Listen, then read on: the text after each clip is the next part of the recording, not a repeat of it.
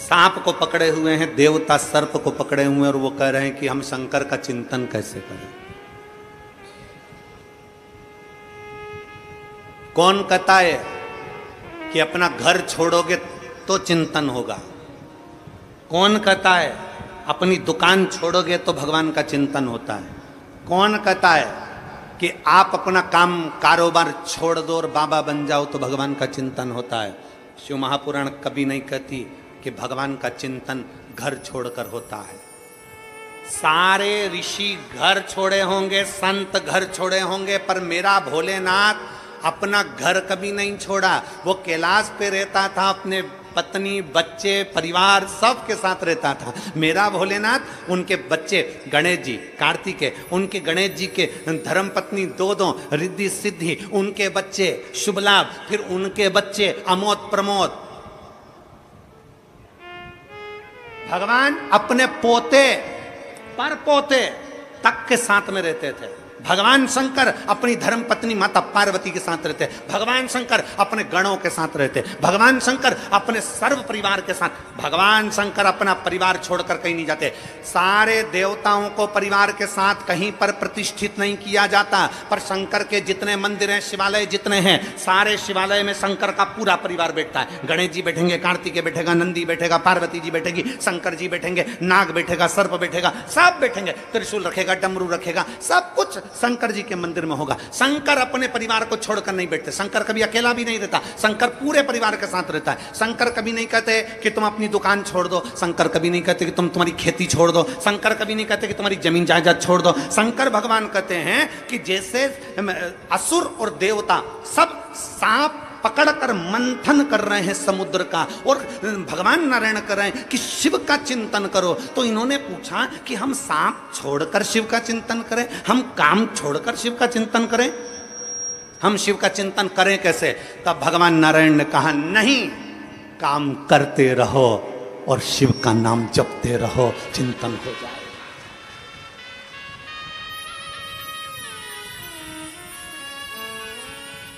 काम करते रहो, नाम जपते रहो, शिव का चिंतन हो जाएगा। लिंगायत संप्रदाय के अंतर्गत, शैव लिंगायत संप्रदाय के अंतर्गत उनके गुरु उनके बच्चों के कान में कह देते हैं अपना कर्म करना है, दुकान चलाना है, व्यापार करना है, व्यवसाय करना है, अपना कर्म करो, नौकरी करो, धंधा करो, बिजनेस करो, सब करो। तुमसे ये नहीं कहते कि तुम काशी में जाकर बैठ जाओ। लिंगायत संप्रदाय के अंतर्गत उनके गुरु कहते हैं तुमसे ये नहीं कहते कि तुम कहीं जाकर बैठ जाओ, अपना कर्म करो और कर्म करते करते भगवान का भजन करो। काम करते रहो, नाम जपते रहो। काम करते करते जब नाम जपा जाता है तो उसका फल चौगुना मिल जाता है।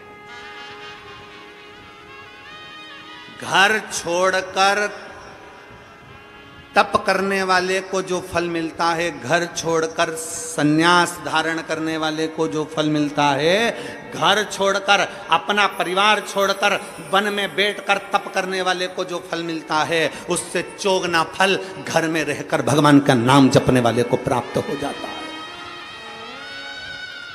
हमने कभी तुमसे ये नहीं कहा कि तुम्हारा घर छोड़ो, हम तो एक काम करते हैं, अपने घर से एक लोटा जल भरो, शंकर जी का जो मंदिर पास में है वहां पहुंच जाओ। जो शंकर का मंदिर, जो शिवालय तुम्हारे घर के पास में है, तुम वहां जाओ और एक लोटा जल समर्पित करो। तुम्हारे घर के पास का जो शिवालय है, तुम्हारे घर के पास का जो शंकर का मंदिर है, वो मंदिर नहीं, सारे 12 ज्योतिर्लिंग का केंद्र बिंदु है, वहां जाकर जल समर्पित करो।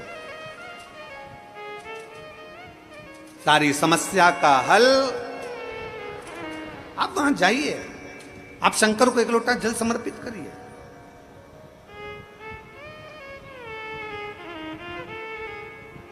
आप शिव के द्वार जाइए, आप शंकर का भजन करिए।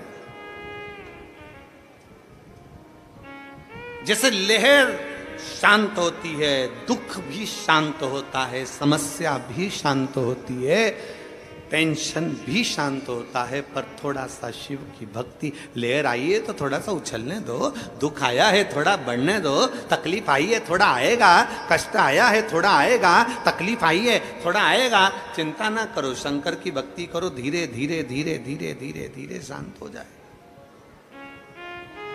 अपने स्वभाव को, अपने मन को, अपने चित्त को विचलित मत होने दो।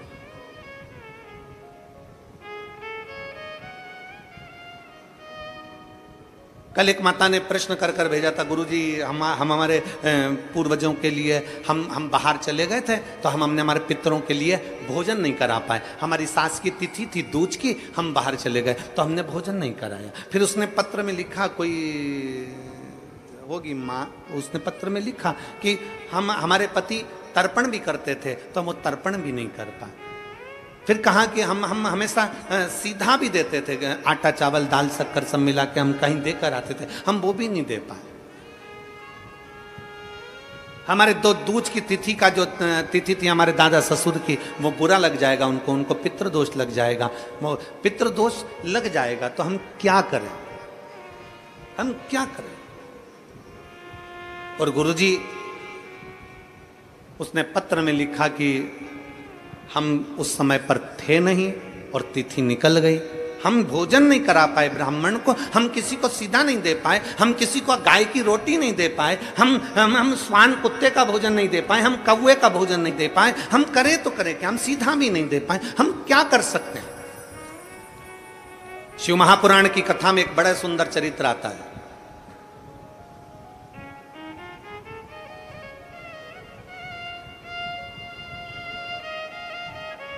जब भगवान देवाधिदेव महादेव विराजमान थे,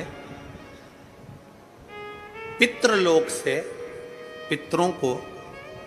पितरों के स्वामी आर्यमा, पितरों के स्वामी आर्यमा लेकर आए थे कौए पर बिठाकर और पृथ्वी पर उनको छोड़ा गया। कितने दिन के लिए? जम के बोलो, 16 दिन के लिए। बहुत ध्यान से सुनना कथा को। 16 दिन के लिए पृथ्वी पर पितरों को आर्यमा स्वामी ने, पितरों के जो स्वामी थे आर्यमा, कौए पर बिठा कर लाए और उनको सारे पितरलोक के जितने जीव थे सबको पृथ्वी पर छोड़ दिया। पितरलोक पूरा खाली, पितरलोक पूरा खाली, पूरा खाली। सारे पितर पृथ्वी पर आ गए, सारे पितर। अब पितर पृथ्वी पर आए, आर्यमा स्वामी पितरों के देवता कौए पर लेकर आए, नीचे छोड़ दिया पृथ्वी लोक पर, मृत्यु लोक पर। ये पृथ्वी लोक किसका? बैकुंठ भगवान विष्णु का है, ब्रह्मलोक ब्रह्मा जी का है, इंद्रलोक इंद्र का है, गरुण लोक गरुण का है, वरुण लोक वरुण का है, सर्पलोक सर्पों का, पताल आदि सबका। ये पृथ्वी किसकी है? जम के बोलो। ये मृत्यु लोक का स्वामी कौन है? देव अधिदेव महादेव। मृत्यु लोक का स्वामी कौन? भगवान शंकर, भगवान शिव। जब आर्यमा स्वामी पितरों को लेकर आए, पृथ्वी पर लाकर छोड़ा, भगवान शंकर के सामने जाकर आर्यमा स्वामी ने कहा, बाबा भोलेनाथ शंभु त्रिकालदर्शी कैलाशी अविनाशी है शिव, कृपा करिए। शंकर भगवान ने पूछा, क्या बात है आर्यमा? आर्यमा क्या हुआ? आर्यमा स्वामी ने कहा, बाबा भोलेनाथ 16 दिन पितरों के पूर्ण हो जाएंगे, अमावस्या के दिन पितर अपने अपने पितृलोक में चले जाएंगे, सारे पितर पितृलोक में पहुंच जाएंगे, सारे पितर।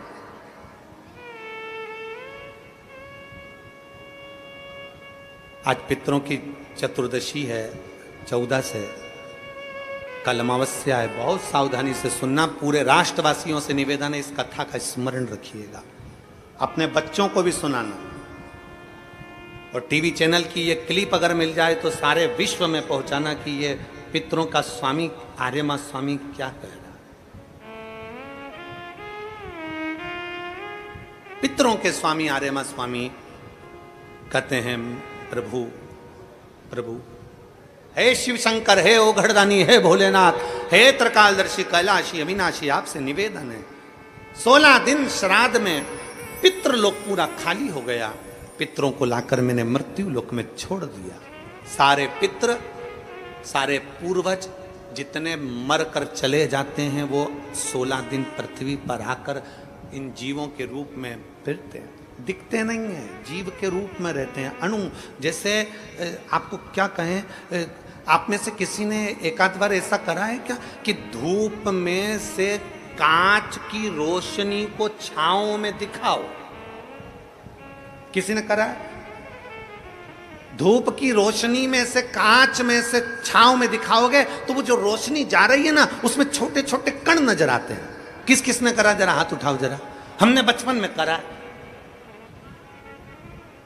एक छोटा सा कांच का टुकड़ा लिया और उस कांच के टुकड़ों को धूप में से दिखाया, छांव में दिखाया, तो उस धूप में से दिखाने में उसमें एक रोशनी दिखती है। उस रोशनी में छोटे छोटे कण नजर आते हैं, छोटे छोटे कण नजर आते हैं।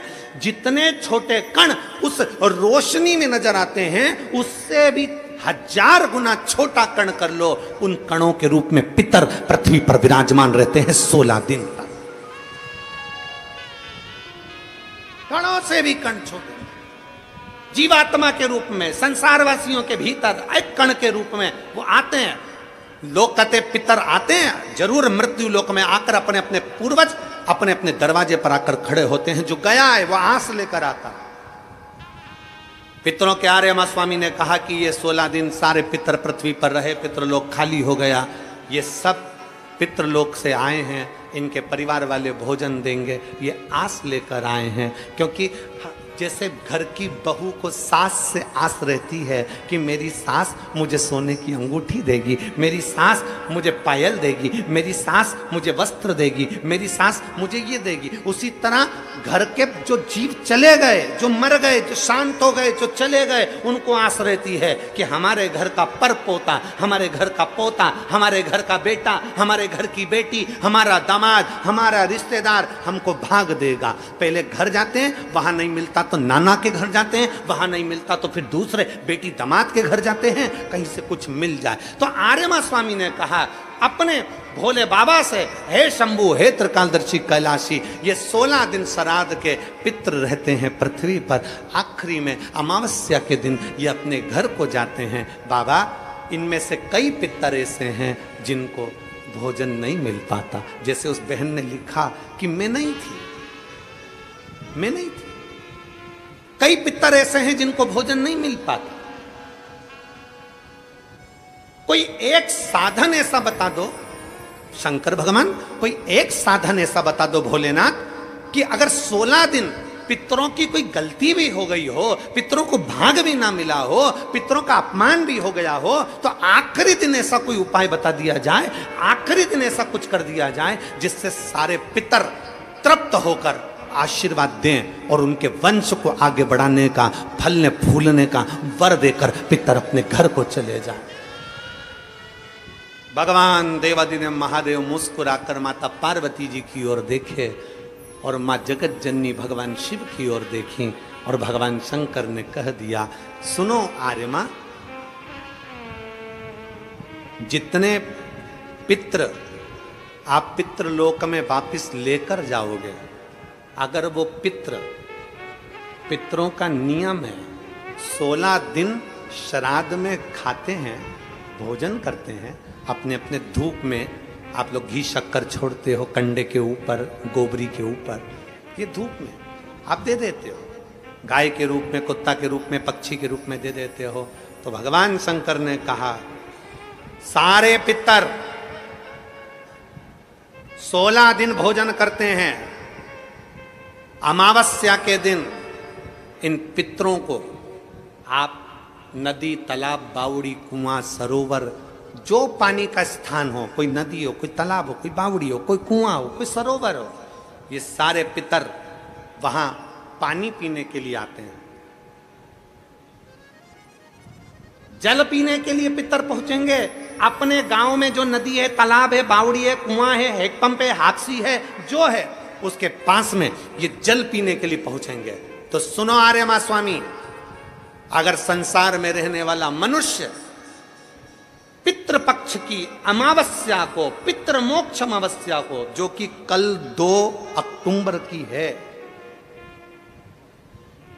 पितृपक्ष की अमावस्या, पितृमोक्ष अमावस्या जो कि कल 2 अक्टूबर की है, अगर पितृपक्ष अमावस्या के दिन प्रदोष के समय पर, प्रदोष का समय जानते हो ना, सूर्यास्त के समय जब होता है प्रदोष का समय, अगर घर का व्यक्ति एक घी का दीप लेकर उस जलाशय, नदी, तालाब, बावड़ी, कुआं, हेडपंप जो उसके पास में हो, जो जलाशय पास में हो, वहां पहुंचकर प्रदोष काल में दक्षिण की ओर दिया जो लगेगा उसमें बत्ती लंबी लगेगी, गोल बत्ती नहीं।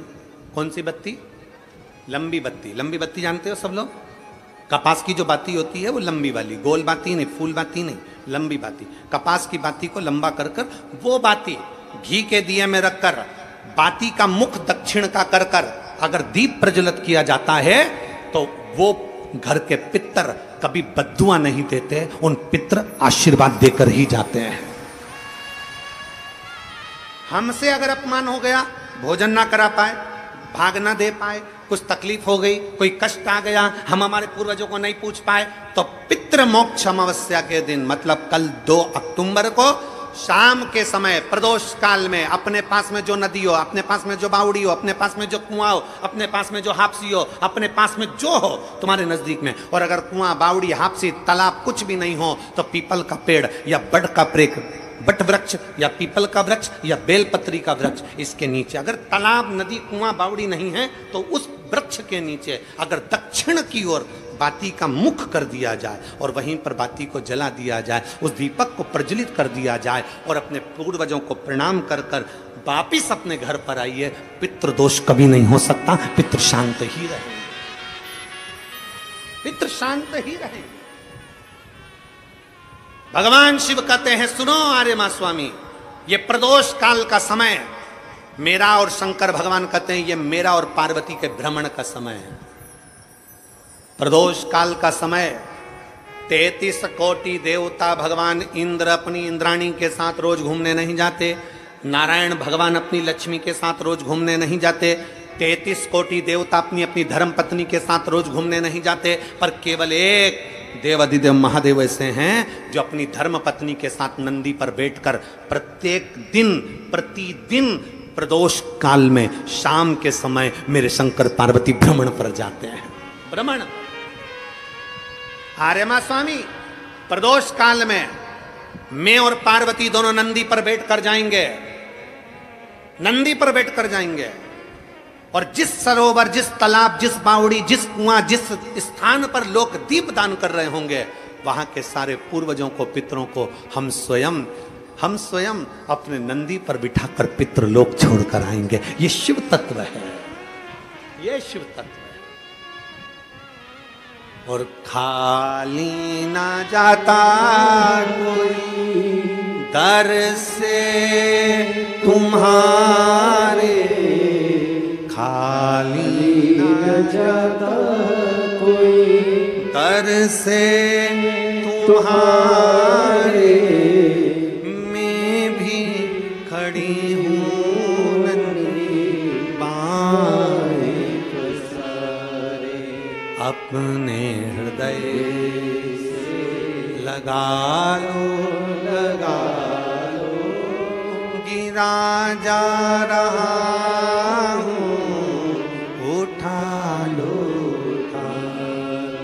बोले अपने दर से अब तो ना टालो, गिरी जा रही हूँ उठा लो। पितृपक्ष की अमावस्या मतलब 2 अक्टूबर, भगवान देवादिदेव महादेव खूब आनंदमय भावों से अपने पितरों के निमित्त जलाशय, नदी, तालाब, बावड़ी, कुआं जो तुम्हारे पास में हो वहां जाकर घाट पर दीप दक्षिण की बाती लगाकर उसको प्रज्वलित अवश्य करें, अवश्य।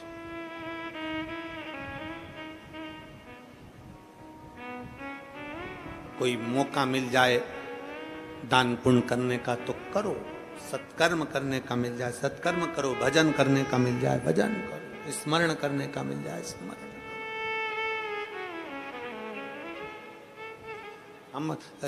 हम फिर वापिस अंजुम ताई जी को और आमदार सुहास अन्ना जी को बहुत बहुत साधुवाद देते हैं। ताई, इतने सारे भक्तों को, शिव भक्तों को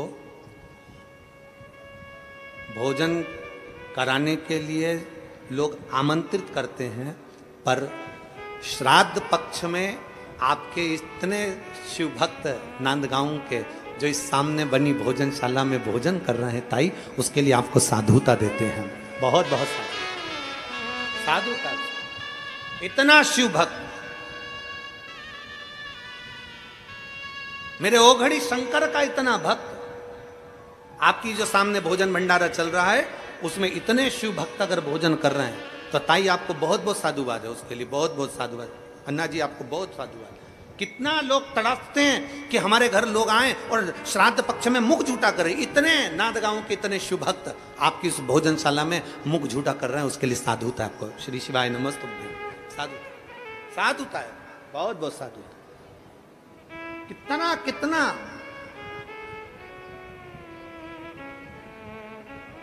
और तेरी कृपा बिना ना हिले एक भी अणु, लेते हैं श्वास तेरी कृपा से। बखान क्या करूं मैं राखों के ढेर का, चपटी भभूत में खजाना कुबेर का। हे गंगाधार मुक्ति द्वार ओंकार तू, भोले ओंकार तू। आयो शरति हाय शंभु तार तार तू। बखान क्या करूं मैं राखों के ढेर का, चपटी भभूत में खजाना कुबेर का। हे गंगाधार मुक्ति द्वार ओंकार तू, भोले ओंकार तू। आयो शरण तिहारी शंभु तार तार तू। ये हमारा सनातन धर्म हमको सिखाता है, ये हमारा राष्ट्र हमको सिखाता है, ये हमारा राष्ट्र हमको सिखाता है, हमारा सनातन धर्म हमको सिखाता है, ये हमारा शिव तत्व हमको सिखाता है।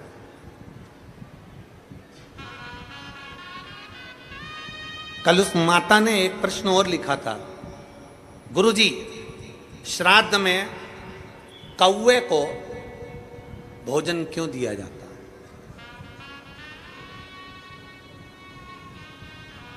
श्राद्ध में कौवे को भोजन क्यों दिया जाता है? अरे भाई मेरी जीजी, मैं आपको हाथ जोड़कर प्रणाम कर कर निवेदन करना चाहूंगा कि श्राद्ध में कौवे को भोजन क्यों दिया जाता है।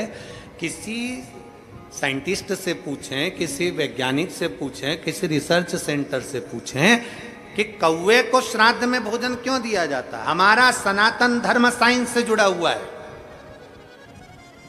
हमारे शास्त्र, हमारे वेद, हमारे पुराण, हमारे जितने वेद पुराण शास्त्र सब साइंस से जुड़े हुए हैं। और हमारा शास्त्र कहता है कि श्राद्ध में कौवे को भोजन क्यों दिया जाता है। उसका एक कारण है, श्राद्ध का भोजन कौवा जब करता है, कौवा भोजन करने के बाद उस भोजन को करने के बाद उस भोजन को पचाने के लिए कौवा पीपल के वृक्ष पर बैठता है। कौवा जब पीपल के वृक्ष पर बैठता है तो पीपल के वृक्ष के फल को, उसके पत्ते को, उसकी जड़ को, फल को खाना प्रारंभ करता है। कौवे का श्राद्ध का भोजन ऐसे ही नहीं पच जाता। कौवा पीपल के फल को खाता है। पीपल के फल को खाता है तो वो फल खाया हुआ कौवा किसी दीवार पर, किसी भूमि पर अपनी बीट करता है तो वहां पीपल का पेड़ उत्पन्न हो जाता है, जिससे सनातन धर्म की मजबूती होती है।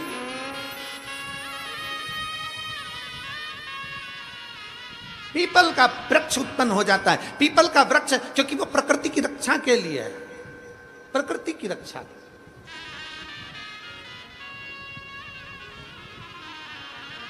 आ जाइए, आ जाइए, आ जाओ।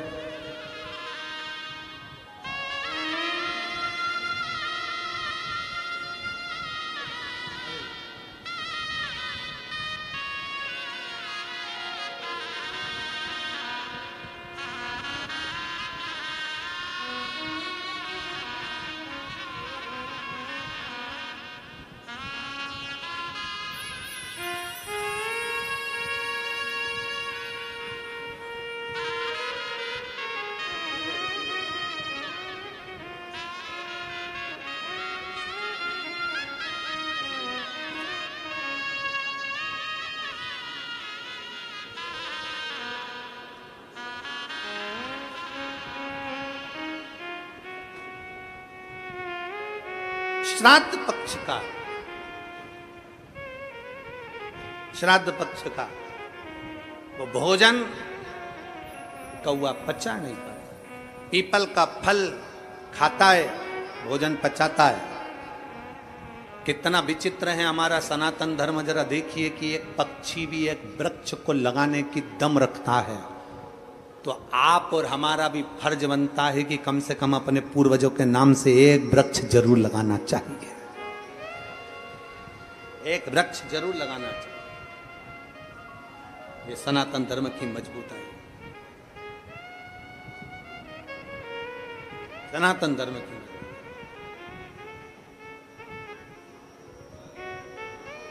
और तेरी कृपा बिना न हिले एक भी अणु, लेते हैं श्वास तेरी कृपा से। बखान क्या करूं मैं राखों के ढेर का, चपटी भभूत में खजाना कुबेर।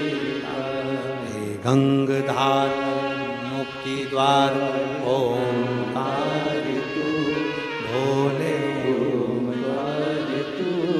आयो शरण तिहारी शंभुतार। चारों तरफ प्रकाश करने की सामर्थ्यता सनातन धर्म की है। सनातन धर्म। और बहुत ध्यान से, बहुत सावधानी से स्मरण रखिएगा,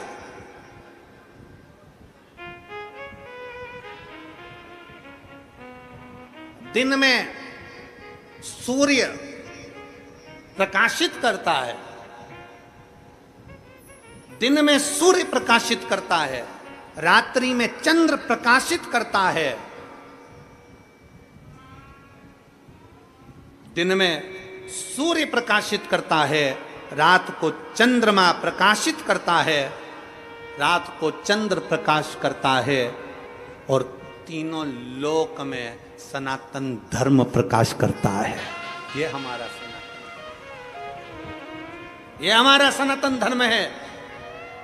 दिन में सूर्य प्रकाश करता है, रात में चंद्र प्रकाश करता है, और तीनों लोक में सनातन धर्म प्रकाश करता है। ये हमारे सनातन धर्म की मजबूताई, उसका प्रकाश भूमंडल पर सदा आनंद देने वाला है। आनंद। सारी समस्या का हल, जम के बोलो जरा, सारी समस्या का हल एक लोटा जल, एक लोटा जल।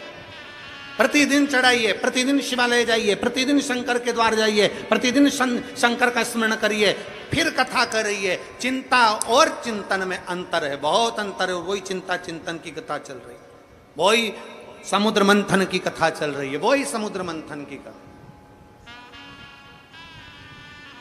असुरों को गुस्सा आ गया, असुरों ने सोचा हम काहे को शंकर जी को जल चढ़ाएं, हमें क्या करना शंकर जी को जल चढ़ाकर। अरे भाई, शिव महापुराण की कथा कहती है, चाय और चरित्र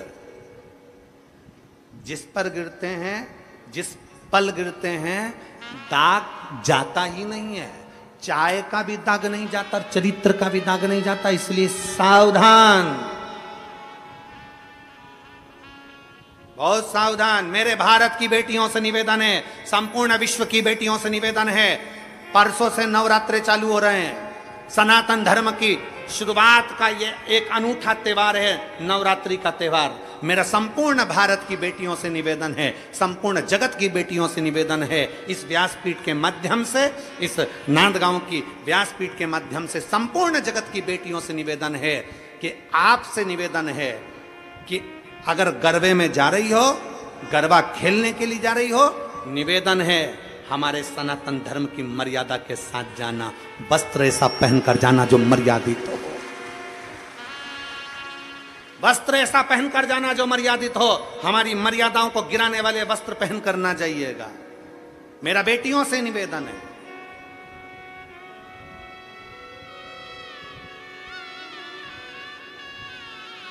और इस भूमि से इसलिए कह रहा हूं क्योंकि ये हमारे बीच में बैठी हैं अंजुम ताई, सो अंजुम ताई, मैं आपके सम्मुख में ये बात इसलिए कह रहा हूं क्योंकि आप यहाँ की सारी बेटियों को, सारी महिलाओं को एक ऊर्जा दे, अगरबत्ती बनाने का, धूप बत्ती बनाने का, कप बनाने का, बेग बनाने का, ये करने का, आप बेटियों को ऊर्जा देते। इसलिए इस व्यासपीठ से ये शब्द निकला कि मेरा भारत की बेटियों से निवेदन है कि अपनी मर्यादा ना भूलें, अपने तन पर जो वस्त्र धारण कर आप जाएं, कथा अब उसमें गरबे के अंतर्गत तुम मर्यादित वस्त्र पहनकर जाना, मर्यादा से हटकर वस्त्र ना पहनना, मर्यादित वस्त्र का स्मरण किया।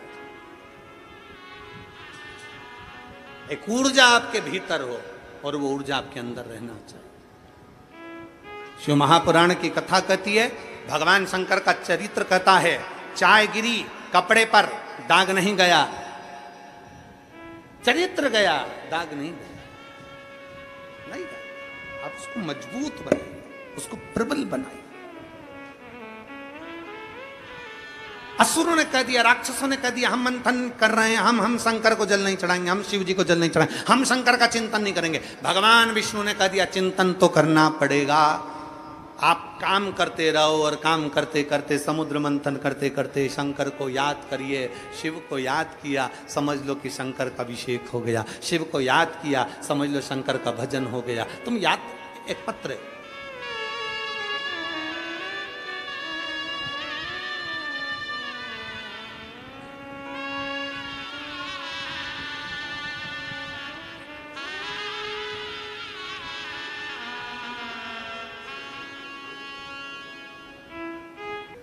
हम एक दिन की कथा सुनने के लिए मालेगांव आ गए, और मालेगांव में एक दिन की कथा सुनी, और कथा सुनने के बाद मेरे पति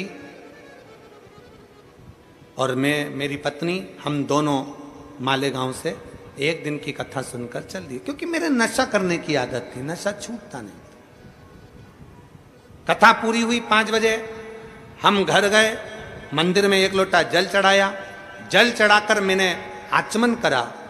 मुझे क्या मालूम था कि मेरी पत्नी कथा के पंडाल की, जहां कथा का पंडाल लगा था, वहां की मिट्टी मेरे को लगा देगी। वहां की मिट्टी मेरी पत्नी ने मेरे को लगाया, और ना जाने मुझे क्या हुआ गुरुदेव, उस मालेगांव की एक दिन की कथा के बाद आज तक मैंने मदिरा को हाथ नहीं लगाया, छोड़ दी। मैं नहीं जानता गुरुजी की शिव महापुराण की मिट्टी में क्या होता है, मैं नहीं जानता गुरुजी की शिव महापुराण का कंकर शंकर का क्या होता है, मैं नहीं जानता कि शंकर की भक्ति क्या होती है। एक दिन की कथा, मात्र एक दिन की कथा हमारे जीवन को सवार दे। एक दिन, एक पल, एक घड़ी, जो 30 साल से मदिरा का नशा कर रहा है, उसका नशा छूटे कैसे, कैसे छूटे?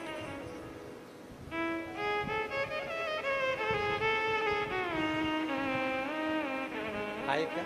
आ जाओ।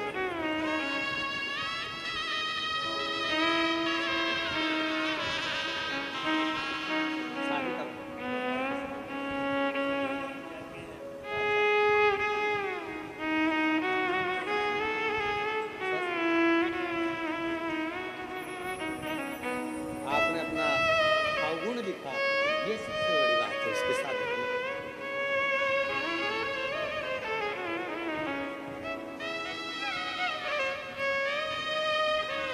एक शिव भक्ति। दुनिया के लोग कहें कि कथा में क्या मिलता है, आपसे निवेदन है, कल तो मासिक शिवरात्रि थी, आज हमारे शिव महापुराण की शिवरात्रि है। आपको मालूम होगा शिव पुराण में 6ठे दिन शिवरात्रि रहती है। शिव पुराण की शिवरात्रि क्यों रहती है? क्योंकि आज के दिन रात में लोग पूरी रात संकीर्तन करते हैं। और मैं भाऊ आपको धन्यवाद दूंगा, अन्ना जी आपको साधुवाद दूंगा कि आपको क्या मालूम, कहाँ से मालूम पड़ जाता है कि 6ठे दिन की रात्रि शिवरात्रि रहती है, और आपने आज रात्रि को भजन का आयोजन भी रखा है, तो उसके लिए साधुवाद है। क्योंकि आज की रात्रि हमारे यहाँ कथा में शिवरात्रि मनाई जाती है।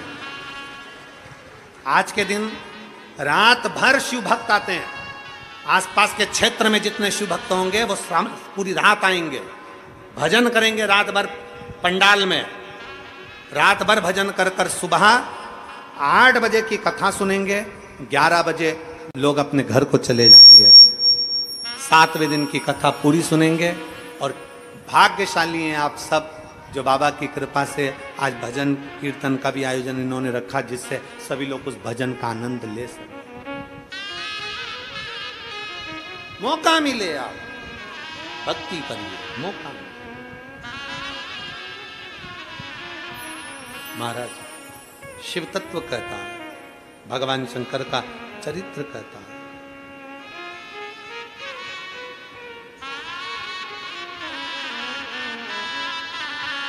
भगवान शंकर का पवित्र चरित्र वर्णन कर रहा है। अब दया करो हे भोलेनाथ, मस्त रहूं तेरी मस्ती में। अब दया करो हे भोलेनाथ, मस्त रहूं तेरी मस्ती में। मेरे सिर पर रख दो अपना हाथ, मस्त रहूं तेरी मस्ती में। मेरे सिर पर रख दो अपना हाथ, मस्त रहूं तेरी मस्ती में। मेरे सिर पर रख दो अपना हाथ, मस्त रहूं तेरी मस्ती में। मेरे सिर पर रख दो